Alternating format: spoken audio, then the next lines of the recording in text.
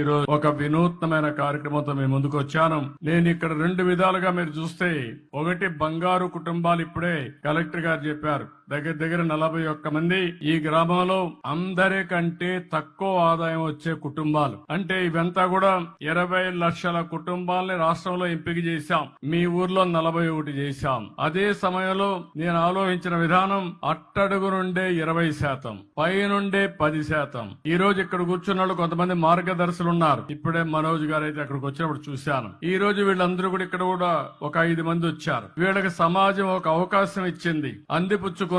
ఈ రోజు పారిశ్రామికవేత్తలుగా లేకుంటే మెరుగైన జీవన ప్రమాణాలతో ముందుకు పోయే పరిస్థితికి వచ్చారు. నేను ఒకప్పుడు జన్మభూమి పిలిపించాను, మీరందరూ స్పందించారు. ప్రపంచంలో ఉండే వాళ్ళందరూ వచ్చి జన్మభూమి పిలుస్తుంది రా, కదిలి రా అంటే గ్రామానికి వచ్చి ఎన్నో కార్యక్రమాలు చేశారు. స్కూల్ బిల్డింగ్లు కట్టారు, రోడ్లు వేశారు, శ్మశానాలు కట్టించారు, అనేక కార్యక్రమాలు చేశారు. ఈ రోజు నేను ఇచ్చే పిలుపు, ఎవరైతే సమాజంలో ఆర్థికంగా పైకొచ్చారో, తెలివితేటలున్నాయో అలాంటి మీరు తిరిగి సమాజానికి ఇవ్వాలి. ఆ రోజు సమాజానికి ఇమ్మని కోరాను. ఇప్పుడు మీతో పుట్టిన వ్యక్తుల్ని పైకి తీసుకొచ్చే బాధ్యత మీకు అప్పచెప్తున్నానని చెప్పి కూడా నేను మీకు తెలియజేస్తున్నా.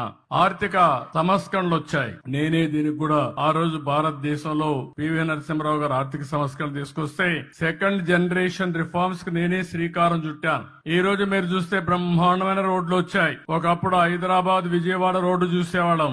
ఈ రోజు బాగా రోడ్డు ఉందంటే దానికి కారణం పీపీపీ విధానం, అంటే పబ్లిక్ ప్రైవేట్ పార్ట్నర్షిప్. ఈ రోజు బ్రహ్మాండంగా మీరు సెల్ ఫోన్ లో మాట్లాడుతున్నారంటే ప్రభుత్వం పెట్టిన సెల్ ఫోన్లు కాదు, ప్రభుత్వానికి కూడా ఆదాయం వస్తుంది ఈ సెల్ ఫోన్ల వల్ల.